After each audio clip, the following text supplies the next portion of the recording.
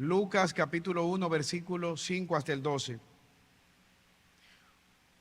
Anuncio del nacimiento de Juan.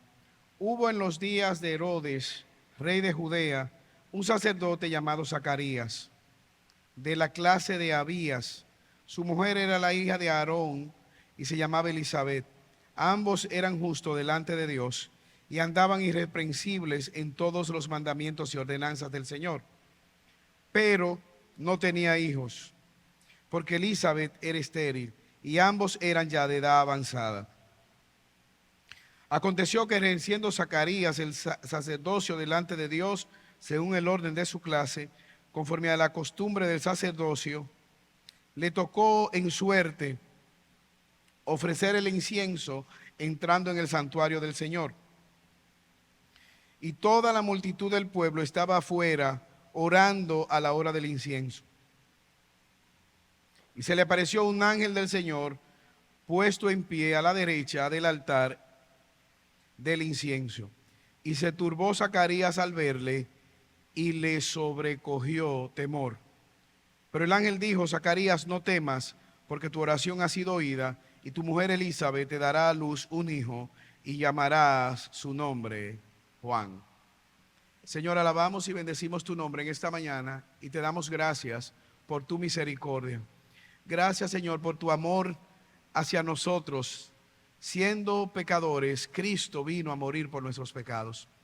Te suplicamos, Señor, que ante las evidencias que tenemos en las Escrituras de la obra gloriosa de Jesús, podamos, Señor, dar una respuesta en esta mañana, y que esa respuesta nos lleve a someternos a tu voluntad. Habla a tu pueblo, necesitamos tu palabra.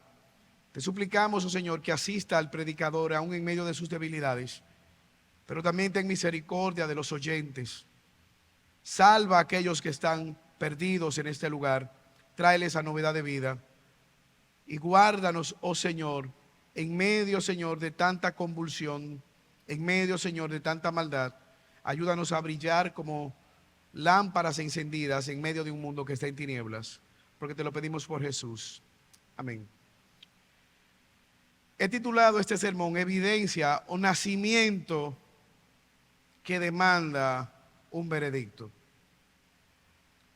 Hace muchos años, Josh McDowell, un apologista cristiano, escribió un libro que él tituló Evidencias que demandan un veredicto. Y la trama del libro o la idea del autor es presentar argumentos en favor de Jesucristo. Lo que vamos a hacer en esta mañana, lo que nos proponemos hacer es, ante el nacimiento de Jesús, ante las evidencias, ¿qué nosotros vamos a hacer con esas evidencias presentadas? 57 millones. ¿Sabes qué apela a esta cifra?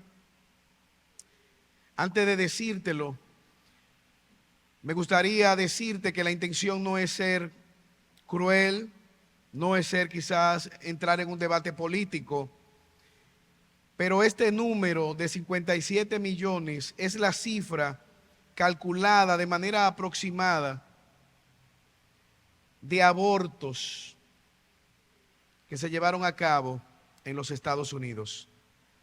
Pensar que en nuestro país hay aproximadamente 11 millones de habitantes. Varias veces la población de este país fue abortada en los Estados Unidos. Y menciono los Estados Unidos porque es un país que tiene estadística. Pero la verdad es que el aborto se ha extendido por gran parte de todo el mundo. Piensa por un momento cómo pudo afectar si Jesús hubiese nacido en Estados Unidos. 57 millones de niños no nacidos. 57 millones de niños que fueron plantados en un útero que debió ser el lugar de vida, pero se convirtió tristemente en el lugar de su muerte. En el año de 1973 hubo un juicio. Una mujer quería abortar y se elaboró un caso llamado Roe contra Wade, donde algunos se oponían a que esta mujer abortara. Y eventualmente ella terminó dando a luz y no abortó, tomó la decisión de no abortar, pero generó que en los Estados Unidos, en muchos países, terminara aprobándose el aborto de manera discriminada. Pastor, ¿y por qué estamos hablando de esto en esta mañana? Precisamente porque parte de la obra excelente de Jesús fue su nacimiento. Nosotros hablamos de la obediencia de Jesús, nosotros hablamos de la cruz de Cristo, nosotros hablamos de la resurrección, pero por un elemento obvio, si Jesús no hubiese nacido, si Jesús no hubiese sido cuidado como un niño, no hubiese llegado a la mayoría de edad. ¿Cómo nosotros respondemos al hecho del nacimiento de Jesús? El texto nos dice que Jesús fue un embrión. Lucas nos habla que María concibió del Espíritu Santo, que dio a luz, que lo acostó en un pesebre como veíamos en la velada, y que Jesús nació en un momento histórico. ¿Cómo vamos nosotros como creyentes en este día a responder ante el nacimiento de Jesús? ¿Cómo tú vas a responder ante la obra gloriosa de Dios, que de tal manera amó al pecador que entregó a su Hijo? Como dice el apóstol Pablo, nacido de mujer y nacido conforme a la ley y bajo el cumplimiento del tiempo para llevar a cabo su obra. Lo primero que nosotros, o la primera manera que pudiéramos nosotros responder a Dios ante el nacimiento de Jesús es con incredulidad. Con incredulidad. Justamente el texto que nosotros acabamos de leer nos habla de una pareja de esposos llamada Zacarías y Elizabeth. Se nos dicen que eran personas piadosas. Zacarías era levita. Le tocaba ofrecer sacrificios en el templo. Se nos dice que ambos habían dedicado su vida al servicio de Dios. Pero había un problema. Pero había una circunstancia. Pero había una oración no contestada. Versículo 7. A pesar de que ambos eran justos delante de Dios, a pesar de que andaban de manera irreprensible en todos los mandamientos y ordenanzas del Señor, había una circunstancia. No tenían hijos. Elizabeth era estéril y, como si todo esto fuera poco, anciana. Una anciana estéril. Ellos eran obedientes a Dios, ellos eran fieles, eran un matrimonio piadoso, fueron fieles hasta la vejez, pero ella era estéril. Ahora, hermanos, ¿qué dice la sociedad de la época de una mujer estéril? Era una afrenta no haber tenido descendencia, no haber tenido hijos.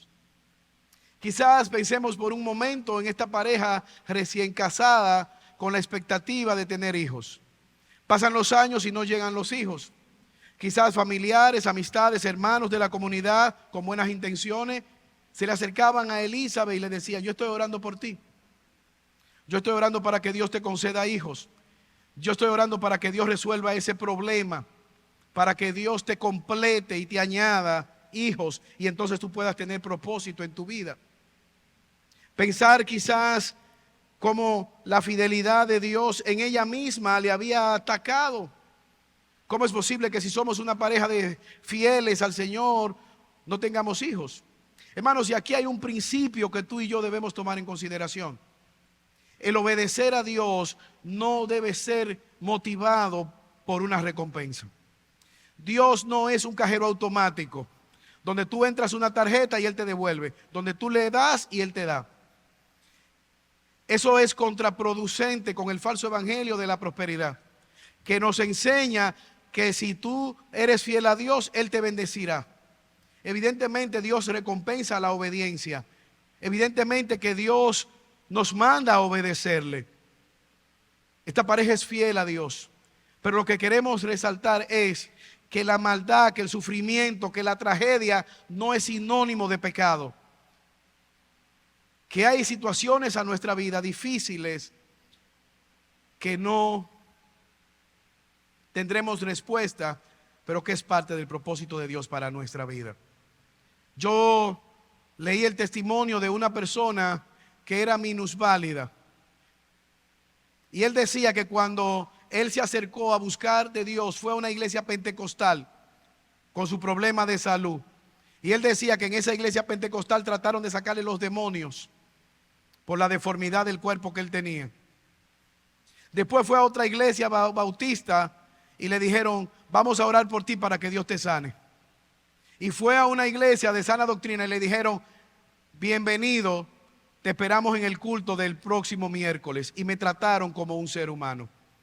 ¿Qué quería esta persona resaltar? El hecho de que en la comunidad de fe existan personas con discapacidad, con algún tipo de enfermedad, con algún tipo de limitación, no es sinónimo de pecado, como dije anteriormente. No es sinónimo de que sea un ser humano de segunda categoría. No es sinónimo de que tú y yo deberíamos orar para que Dios le enderece el brazo, para que Dios haga lo que tú y yo entendemos que Él debería hacer.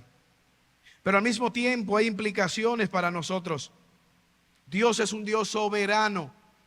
Y como dice el apóstol Pablo en Romanos capítulo 8, versículo 23, sabemos que a los que aman a Dios, Él dispone todas las cosas para su bien. Esto es, a los que conforme a su propósito son llamados. ¿Qué vemos en el pasaje? Es una familia sirviendo al Señor, es una familia íntegra delante del Señor, pero que no tiene hijos. ¿Qué hará Dios con esta familia? ¿Cómo ellos van a responder ante el nacimiento de su hijo? O ante el eventual plan de Dios que se llevará a cabo. En el año de 1900, una familia acomodada, una familia rica de esta nación, en el 1900, tuvo la desdicha, según lo que a ellos les pasó, de tener la noticia de que su hijo de 4 años sufrió de una enfermedad viral llamada poliomielitis. Para la época no había muchos avances, mucha ciencia, y ellos decidieron optar por salir fuera a los Estados Unidos a buscar ayuda. La poliomielitis es una enfermedad que deforma el cuerpo. Pero aquella madre, cuando fue a los Estados Unidos, se dio cuenta de que en medio de su dolor, de su tragedia, había una institución que le acompañó, que le enseñó a darle terapia para las deformaciones irreversibles de su hijo. Esta madre, profundamente impactada por aquella institución, dijo: pero esto nosotros no lo tenemos en la República Dominicana. Y vino al país con su hijo y fundó lo que hoy nosotros conocemos como el Centro de Rehabilitación de la República Dominicana. En nuestra ciudad de La Vega es el centro que está al lado del Hospital Morillo King, donde se le da terapia a las personas que, al igual que su hijo, tuvieron algún tipo de discapacidad. Les estoy hablando de Mari Peláez de Marrancini. Y ese joven, ya un adulto anciano, es Celso Marrancini, actualmente ministro de Energía y Minas. Todavía él tiene su deformidad. Lo que quiero resaltar es que aún en las personas no creyentes, aquella enfermedad, aquella aparente tragedia que estaba pasando la familia Marrancini sirvió para el beneficio de millones de personas en la República Dominicana, creando un centro de terapia. Tú y yo podemos, al pasar por las adversidades, llenarnos de amargura, llenarnos de enojo contra Dios, o podemos responder confiando en el plan de Dios. Pero el texto avanza y nos dice que Zacarías, aquel levita, entró a ofrecer sacrificio. Él era sacerdote y se le sorteó quién iba a entrar. En el grupo de sacerdotes iban a ofrecer sacrificio, y el texto nos dice, versículo 9, que se le permitió a Zacarías entrar en el santuario. Dios tenía una cita con Zacarías. En medio de las circunstancias difíciles, en medio del dolor, de la incomodidad, de la soledad, Zacarías tenía una cita, un encuentro con Dios. Y mira cómo dice el versículo 11, Lucas 1, y se le apareció un ángel del Señor puesto en pie a la derecha del altar del incienso. Y se turbó Zacarías al verle y le sobrecogió temor. Pero el ángel le dijo: Zacarías, no temas, porque tu oración ha sido oída, y tu mujer Elizabeth te dará a luz un hijo, y llamará su nombre Juan, y tendrás gozo y alegría, y muchos se regocijarán de su nacimiento. Hermanos, aquí Zacarías ve un ángel, y al pensar en esto, usted ha escuchado personas que siempre tienen como sueños, visiones y cosas, y es como tan natural ellos hablar de ángeles y de apariciones. Pero cada vez que nosotros vemos en el Nuevo Testamento la aparición de un ángel, y en el Antiguo Testamento, lo siguiente que dice: vieron un ángel y le temblan la canilla. Vieron un ángel y dijeron: hasta aquí llegué. Eso le pasó a Zacarías. Zacarías estaba asustadísimo ante aquel evento. No temas, no te mueras, espérate, no te asustes. Tu oración ha sido contestada. Dios se ha acordado de ti. Tú estás aquí para un propósito. Tu oración ha sido escuchada. Tu oración por un hijo ha sido respondida.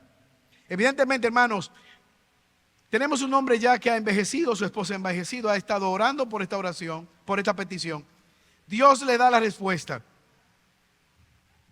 ¿Cuál cree usted que fue la respuesta de Zacarías ante la oración contestada? ¿Qué le respondería a Zacarías? ¿Qué le responderías tú si eso te pasara a ti? Años orando para que Dios responda algo. Dios responde. ¿Cómo responderá? ¿Cómo actuarías tú? Versículo 18. Dijo Zacarías al ángel: ¿en qué conoceré esto? Porque yo soy viejo y mi mujer es de edad avanzada. ¿Cómo respondió Zacarías? Con incredulidad. Hermano, piensa por un momento. Él está orando a Dios porque cree que Dios es todopoderoso. Él está sirviendo como sacerdote de Dios. Él está parado de parte de Dios y delante del pueblo para llamar al pueblo a que sea creyente. Y él es incrédulo. El ángel está ahí, él dice: Señor, no hay ninguna oportunidad. ¿Cómo se logrará hacer esto? ¿Y qué es lo que está haciendo Zacarías? Él está haciendo los cálculos. Quizás a mi esposa se le quitó la costumbre que ven las mujeres hace muchos años. Ya no hay vida en ese útero. ¿Recuerda usted a Marta y a María? Cómo va y le dice: Señor, si tú hubieses estado aquí, mi hermano no hubiese muerto. Marta: yo soy la resurrección y la vida. No, Señor, yo sé que sí, que Él se levantará un día, pero es que ya hiede, ya está en estado de putrefacción, ya hay gusanos. Huele, ¿no te da el mal olor, Jesús? ¿Tienes gripe que no huele el hedor que sale de ese lugar? María: yo soy la resurrección y la vida. Soy yo, María. Hermanos, nosotros somos así de incrédulos también. Podemos nosotros saber que Jesús es el Mesías, que Jesús es el Dios encarnado que ha venido en nuestro rescate. La pregunta: ¿cómo vamos a responder? Y gran parte respondemos con incredulidad. Hermano, hermana, si el día 24 tú te sientas en una mesa, te das una panseada, te comes el chicharrón, el cerdo, la comida y no reflexiona de qué se trata, tú estás celebrando la Navidad con incredulidad. Si no hay una reflexión del nacimiento de Jesús, de por qué es que estamos haciendo eso. Si al llegar la celebración tú nos dices, ¿dónde está el cumpleañero? Hermano, nosotros debemos darle una silla para que Jesús se siente en nuestra celebración. No podemos celebrar el cumpleaños como el mundo lo celebra, viviendo y haciendo cosas totalmente opuestas a la obra y a la labor que Jesús vino a hacer. Aunque comemos, no se trata de comida. Aunque disfrutamos en familia, no se trata de la familia. Aunque se ponga ropa limpia, ropa nueva, no se trata de eso. Aquí vemos un hombre respondiendo con incredulidad. Tu esposa va a estar embarazada, habrá gozo y deleite para ustedes. Y no solamente eso, muchos se alegrarán del nacimiento de ese hijo. Porque será grande, versículo 15, delante del Señor. Será lleno del Espíritu Santo, estando aún en el vientre de su madre. Hermanos, esto es interesante, porque habían pasado más de 400 años que Dios no hablaba. Y Dios está hablando a Zacarías, dándole la promesa de que él y su esposa tendrían un hijo, el más grande de todos los profetas. Y Dios está hablando de nuevo, diciendo que Zacarías traería con su esposa un hijo que sería grande delante de la sociedad. Hermanos, y a mí me llama la atención este pasaje, porque no importa la edad que tú puedas tener, no importa las circunstancias difíciles que tú estás pasando, tú y yo debemos confiar y que Dios tiene un plan y un propósito para nuestras vidas. Tú y yo debemos creer que Jesús nació para rescatarnos del pecado, de la muerte, para guiarnos de nuevo a tener una correcta relación entre Dios y nosotros, y de manera horizontal con los demás. Aquí vemos un hombre que está meditando en esta profecía, pero al mismo tiempo respondiendo con incredulidad. La incredulidad no es un aspecto de información, porque me llama la atención cómo Zacarías ve un ángel, tiene respuesta a la oración, el ángel le habla, ve la majestad, él está orando y él dice, ¿cómo yo sé que es verdad? Delante del ángel, ¿cómo yo sé que es verdad? Pero hace unos minutos tú te estabas muriendo del miedo. Hermano, gracias a Dios que yo no soy ningún emisario, pero yo he sacado la espada del ángel y le doy un planazo. Ponte de... Hace minutos tú estabas asombrado de la gloria del ángel. Y ahora le dice, ¿y tú estás seguro? Y tú tienes el poder para hacer eso. Así somos nosotros.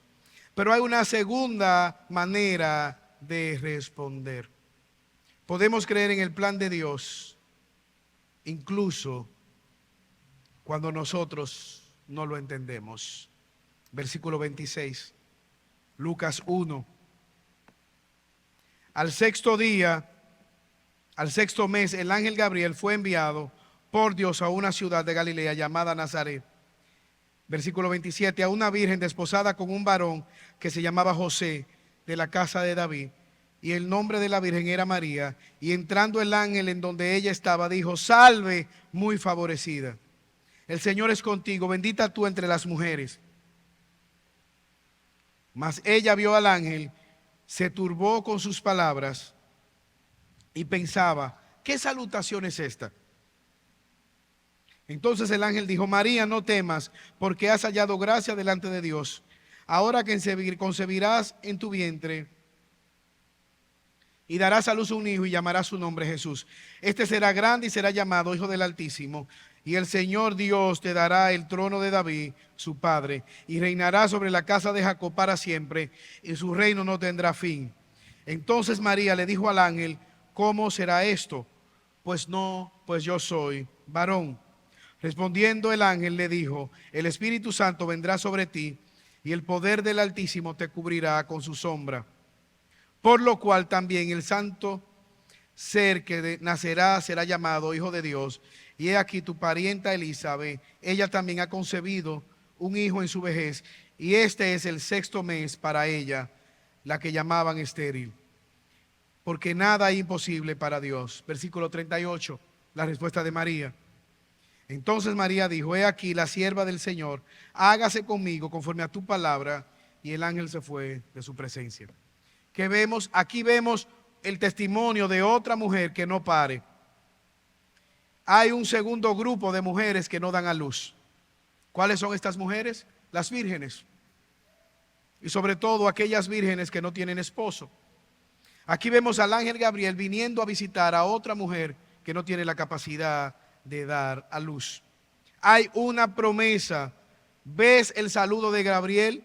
¿Cómo es ella bienaventurada? Porque Dios tuvo misericordia de ella. Tú eres una pecadora, pero Dios ha tenido misericordia de ti. Dios se ha acercado y ella se turba ante aquella salutación. Hermano, ¿qué diferencia a lo que hoy se promueve con respecto a la Virgen María? Algunos pueden decir que María fue concebida sin pecado. Y yo te pregunto, ¿y de dónde salió María? De los padres. Un hombre y una mujer se casan y tienen a María. No, los padres de María eran sin pecado. Ok. ¿Y qué decimos de los abuelos de María? También sin pecado. ¿Y los bisabuelos? Evidentemente que la actitud que vemos, lo que quiero resaltar es que la actitud de María es de una mujer dispuesta a obedecer a Dios, aunque le costara la vida. Ella no entiende el plan de Dios. Ella dice: yo no tengo marido. En esa cultura, si María se destapaba con un embarazo sin haber consumado el matrimonio, ella podía ser apedreada. ¿Por qué? Porque había violado el pacto. María, no te preocupes. Tú tendrás un hijo y llamarás su nombre Jesús. La pregunta de María, a diferencia de Zacarías, no es de incredulidad. Es de conocer el propósito de Dios. Como dije anteriormente, ella podía ser apedreada, pero el ángel le explica cómo iban a hacer las cosas. Este ser, aunque es un embrión humano, es un ser humano, pero al mismo tiempo es divino. Versículo 35. El Espíritu Santo vendrá sobre ti y el poder del Altísimo te cubrirá con su sombra. Por lo tanto, el bebé nacerá, será santo y será llamado Hijo de Dios. Evidentemente, hermanos, aquí estamos en un misterio. No sabemos cómo Dios llevó a cabo todos los detalles, pero afirmamos que Jesús es humano y al mismo tiempo divino. Es plenamente hombre y es plenamente Dios. Pero vemos aquí la actitud correcta ante el nacimiento de Jesús. María responde: soy la sierva de Dios, que se cumpla todo lo que Él ha dicho acerca de mí. Y el ángel la dejó. Aquí vemos en María una fe que le lleva a confiar aún en medio de las circunstancias. Ella no está confiando en el aire, en el infinito. Ella está confiando en una promesa de Dios, de que Dios estará con ella aún en medio del proceso. Hermanos, nosotros en ese sentido debemos ser imitadores de esta fe. ¿Cuántas veces nosotros justificamos nuestra desobediencia o nuestra incredulidad en no conocer todos los detalles? María no ha dicho: yo necesito que tú se lo digas a mi mamá, aparécetele a mi papá.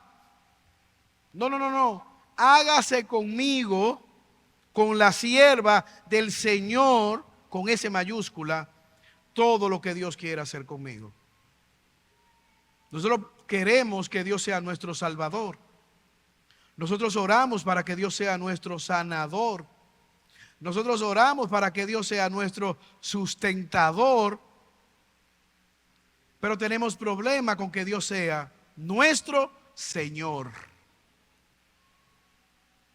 Yo quiero que tú me sanes, me proveas, me ayudes, me sostengas, pero no te metas con mi vida. No me digas lo que yo tengo que hacer. María se define como una esclava de Dios, a pesar de no conocer todos los detalles. Este hijo es de esperanza al mundo, este hijo es el Salvador del mundo, está en tu vientre, Dios así lo ha querido, ella puede decir, como dijo Isaías 6, capítulo 8, he aquí estoy yo, envíame a mí. Pensar quizás el caso de Esther, en Esther capítulo 4, versículo 16, cuando Mardoqueo la aborda para que ella interceda por la nación de Israel. ¿Y qué dice Esther? Yo voy a entrar ante la presencia del rey sin ser convocada. Si tengo que perecer, que perezca. Yo te pregunto en esta mañana, ¿estás confiando en el Señor? ¿Estás creyendo en el plan de Dios a pesar de las dificultades? ¿Puedes tú creer en ese niño que nació en un pesebre? ¿Realmente tú crees que ese es el Dios encarnado, Salvador del mundo? ¿Puedes tú poner tu confianza en un bebé que nació en un establo? Un hombre que fue a la universidad, una muchacha estudiada, ¿está creyendo en esos disparates? Así piensa el mundo. Gloria a Dios por la fe que tuvo esta joven llamada María. Gloria a Dios que ella confió plenamente en la obra de Dios llevándose a cabo a través de ella. Una sierva inútil que en las manos del Señor cumple un propósito. Debemos alabar a Dios por la obra llevada a cabo a pesar de no entenderla. Pero el pasaje nos muestra que tú y yo debemos alabar a Dios por su obra, incluso antes de que esté terminada. Tú y yo debemos alabar a Dios, debemos responder en alabanza a Dios antes de que la obra de Dios esté completada. Versículo 42. María visita a su prima, Elizabeth. ¿Recuerdan Elizabeth, la señora mayor, embarazada? 6 meses le lleva en el embarazo. Es la madre de Juan el Bautista, primo hermano de Jesús. Versículo 42. Cuando ella visita, entonces, vamos a leer desde el 39. En aquellos días, levantándose María, fue deprisa a la montaña, a una ciudad de Judá, y entró en casa de Zacarías y saludó a Elizabeth. Versículo 41. Y aconteció que cuando oyó Elizabeth la salutación de María, la criatura saltó en su vientre, y Elizabeth fue llena del Espíritu Santo. Y exclamó a gran voz y dijo: bendita entre las mujeres, bendito el fruto de tu vientre, porque se me concede esto a mí, que la madre de mi Señor venga a mí. Aquí vemos a Elizabeth diciendo y siendo llena del Espíritu Santo. Al escuchar, María llega, buenos días. Inmediatamente el bebé Juan el Bautista da una patada, salta en el vientre de su madre Elizabeth. Y es maravilloso, impactante, cómo inmediatamente el Espíritu Santo llena la vida de Elizabeth, la vida de Juan el Bautista, y estas dos mujeres estallan en alegría. Y el Espíritu Santo mueve a Elizabeth para decir: qué grande honor tengo yo de que mi Señor venga a visitarme. Hermano, aquí hay algo impactante. María y Elizabeth están sometidas al señorío de Jesús, estando Jesús en el útero. Jesús es Dios, Jesús es el Señor que debe ser cuidado en un útero, pero al mismo tiempo está gobernando, está sustentando todo cuanto existe. Elizabeth dice: aquí está la madre de mi Señor, aquí está la esperanza, mi Salvador. Qué privilegio de que este embrión que ha venido en mi rescate esté aquí. Hermanos, es un argumento sólido para nosotros proclamarnos y levantar voz en contra del aborto. Es un ser humano que, aunque esté dentro del útero, tiene la imagen de Dios. A diferencia de lo que dice la sociedad que está en tinieblas, no es un simple tejido biológico que debe ser desechado. Creado a la imagen de Dios es el ser humano. La pregunta es cómo vamos nosotros a responder a la obra de Dios. Aquí vemos a María y a Elizabeth alabando a Dios, aunque no tienen plenamente el resultado. Mira cómo se nos dice que la misericordia de Dios llevó a ellas a adorarle. Lucas, versículo 20, gloria a Dios en las alturas. Hermanos, ¿qué te impide obedecer a Dios? ¿Qué te impide creer en Jesús como Señor y Salvador? ¿Conoces tú personas que dicen, yo voy a buscar de Dios, pero hay un par de cosas que tengo que arreglar? Quizás yo pensaría un closet. En mi casa hay un closet que tiene una puerta rota. Cuando yo arregle ese closet, me voy a convertir. Hay un par de cosas que tengo que resolver y ahí yo me voy a convertir. Quizás esperan una oración, quizás esperan un ángel, un caballo volador, que un burro le hable. Aquí vemos mujeres creyendo en el plan de Dios, obedeciendo a Dios, confiando en Dios, sin tener todas las respuestas. ¿Qué vemos? Vemos el nacimiento de Dios. Versículo 20 nos habla de la gloriosa aparición. Ante la incredulidad, Zacarías fue dejado mudo hasta el nacimiento de Lucas. Pero quisiera que me acompañaras al capítulo 2 de Lucas.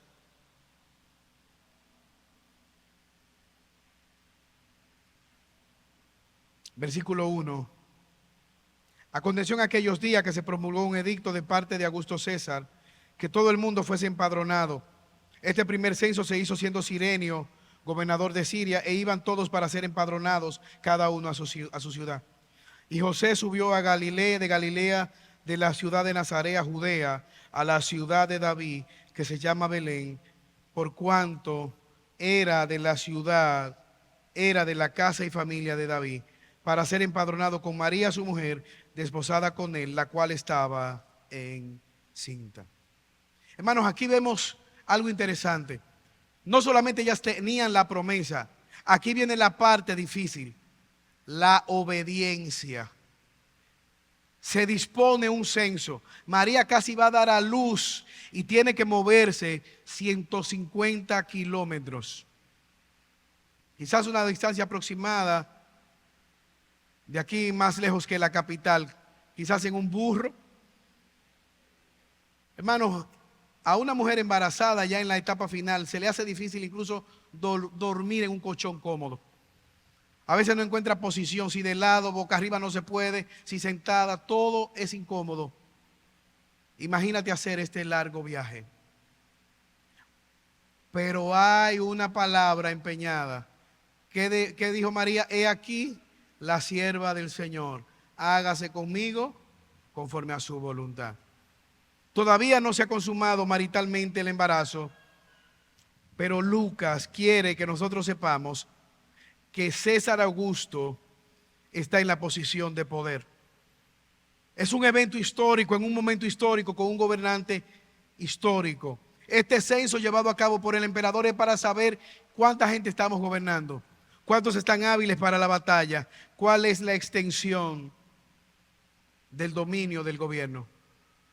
Pero el texto nos dice que cuando llegaron a aquel lugar, versículo 6, y aconteció que estando ellos allí se cumplieron los días de su alumbramiento, y dio a luz a su hijo primogénito, y lo envolvió en pañales y lo acostó en un pesebre, porque no había lugar para ellos en el mesón. En un momento histórico, en un lugar, nace Jesús donde ningún niño debería nacer. En un comedero de animales. Hermano, Jesús fue desprovisto desde antes de nacer. Se le negó la cuna. De hecho, más adelante cuando él crece, los discípulos le dicen, llévanos a tu casa. Y él le muestra un lugar. Mateo 9:58. Las zorras tienen guarida, las aves de los cielos nidos, pero el Hijo del Hombre no tiene un lugar ni siquiera donde colocar la cabeza. No dejó descendiente, no tuvo casa, no tuvo bienes propios. Un nacimiento humilde. ¿Sabes lo único que tuvo Jesús? Hasta el burro era prestado. Lo único que se le dio a Jesús fue una cruz. La cruz era lo único que Jesús tenía. La caja de muerto era prestada. El ataúd era prestado. Una tumba prestada. Dice el autor Matthew Henry, Jesús sabía muy bien cuán poco dispuestos estamos a que nos alojen, a que nos vistan o alimenten mal. Cómo deseamos que nuestros hijos sean decorados, mimados, cuidados. Cuán propensos son los pobres a envidiar a los ricos y cuán propensos son los ricos a menospreciar a los pobres. Pero cuando por fe vemos al Hijo de Dios hecho hombre, acostado pobremente en un pesebre, nuestra vanidad, nuestra ambición y envidia son reprimidas. No podemos con este objetivo antes nosotros buscar grandes cosas para nosotros o para nuestros hijos. Fin de la cita. El creador de todo cuanto existe nació desprovisto de todo lujo, en la extrema pobreza. Yo vi un video, se hizo viral, un cochecito que casi costaba $1.000.000. Lo tenían los príncipes de Gales. Y el asunto no era tenerlo, era publicitarlo. Un diseño de Louis Vuitton, un cochecito exclusivo para acostar a aquel bebé de la realeza. Pudiera una persona en necesidad decir, si yo fuera rico y envidiara a un rico, pudiera un rico decir, ¿y estos pobres qué hacen aquí? Pero eso está aquí para que nosotros entendamos que el Hijo de Dios nació en extrema pobreza, para que aquel que es rico, como dice Santiago, no se gloríe en su riqueza, y para que aquel que es pobre no sienta envidia por la riqueza de otro. El Hijo de Dios nació en humildad para demostrar que realmente lo importante no es el lugar económico que tú tengas, lo importante es si tú obedeces o no, si vives o no para la gloria de Dios. Jesús fue un embrión, Jesús nació como un ser humano, pero al mismo tiempo Jesús es glorioso. Versículo 8. Lucas nos dice que en aquella región habían pastores que estaban cuidando el rebaño de las ovejas y de repente apareció entre ellos un ángel del Señor y el resplandor de la gloria del Señor los rodeó. Los pastores estaban aterrados, pero el ángel los tranquilizó. No tengan miedo, les traigo una buena noticia que darán gran alegría a la gente. El Salvador, sí, el Mesías, el Señor, ha nacido hoy en Belén, la ciudad de David. Y reconocerán la siguiente señal: encontrarán al niño envuelto en tiras de tela, acostado en un pesebre.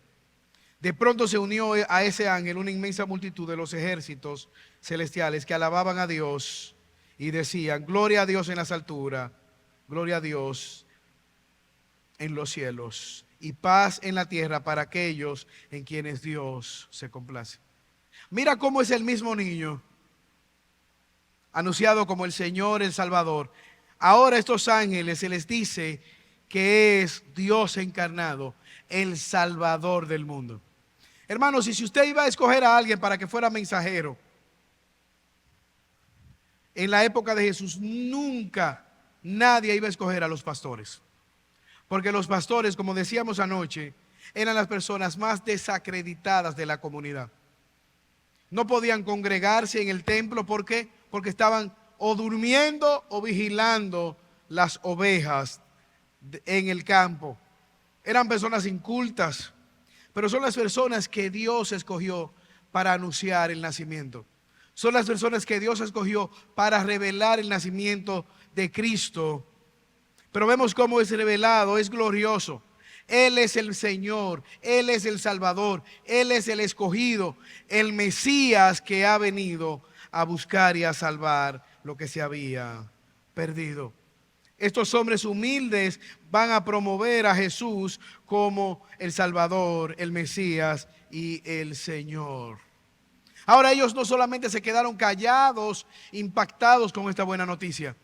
Ellos obedientemente salieron a buscar, respondieron ante aquel llamado, en obediencia, a proclamar la verdad que se les había dado para proclamar. Y desde el versículo 17 de Lucas 2 hasta el 20 se nos dice lo que ellos hicieron. Buscaron al niño apresuradamente y hallaron a María y a José y al niño acostado en el pesebre. Y al verlo dieron a conocer lo que se les había dicho acerca del niño. Y todos los que oyeron se maravillaron de lo que los pastores les decían. Pero María guardaba todas estas cosas, meditándolas en su corazón. Y mira lo que dice el texto, el versículo 20. Y volvieron los pastores, glorificando a Dios, alabando a Dios por todas las cosas que habían oído y visto, como se les había dicho. Estos pastores se convirtieron en evangelistas, en promotores de la obra de aquel niño. Los pastores enseñaron a otros lo que oyeron y lo que vieron. Y María atesoraba esto en su corazón. Es decir, que no solamente María estaba anclada en la promesa que se le dio de la fidelidad de Dios. No solamente María estaba anclada en la promesa y en el testimonio de Elizabeth, que testificó de Juan el Bautista y del Espíritu Santo, llevándole a ver que Jesús es el Mesías. Ahora vemos también a los pastores testificando acerca de Jesús. Y gustosamente ella guarda eso como prueba de fidelidad a Dios. ¿Sabes qué? Al igual que María, al igual que Zacarías, al igual que José, tú y yo podemos responder de diferentes maneras. Como Zacarías, con incredulidad. Podemos responder como María, aunque no vemos todo el panorama completo, toda la historia completa, confiar en el Señor, aunque estemos pasando por diferentes circunstancias. Podemos hacerlo como los pastores que vieron, escucharon, fueron, confirmaron y al volver predicaron, proclamaron la verdad de que solo en Jesús hay esperanza, salvación y vida eterna para los pecadores. ¿Sabes que ese es el mensaje que tú y yo debemos proclamar en Navidad? La Navidad se trata de un niño rey que nació, que creció, que obedeció, que llamó al arrepentimiento, que proclamó la buena noticia del Evangelio, pero que obedientemente fue al madero a morir por nuestros pecados, para darnos esperanza. Y no solamente murió, resucitó y ha prometido volver en nuestro rescate. Quiera Dios en este tiempo darnos a nosotros esa fe para dar esa respuesta. Por la misericordia de Dios, ese Jesús es el Salvador, el Mesías, Dios encarnado, en el cual hay esperanza y vida eterna. Señor, alabamos y bendecimos tu nombre y te damos gracias. Ayúdanos, Señor, en medio de estas celebraciones, responder ante la evidencia de tu nacimiento. Tenemos el veredicto. Tú eres el Señor Todopoderoso, tú eres el Rey de Reyes, Señor de Señores, que demanda nuestra obediencia. En un mundo en tinieblas, en un mundo en oscuridad, en un mundo que solamente busca los placeres y el deleite, ayúdanos, Señor, a ser reflejo de tu gloria, a proclamar la buena noticia del Evangelio y traer reflexión en medio de nuestros familiares y seres queridos de que en ti tenemos esperanza. Por la obra de Cristo te lo pedimos. Amén. Dios le bendiga.